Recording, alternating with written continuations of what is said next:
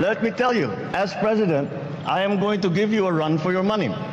Just last month, I had to read 4,057 pages of the General Appropriations Act for 2025. Because I reviewed it, analyzed it, and yes, in parts, vetoed it. And so for those of you, and up to now, I cannot find those damned blank items. We'll keep looking, but I really am convinced that they simply do not exist because it is not allowed to exist. So for those of you who think the presidency is just handshakes, photo ops, I assure you that fine print is alive in my office as well. A few moments later.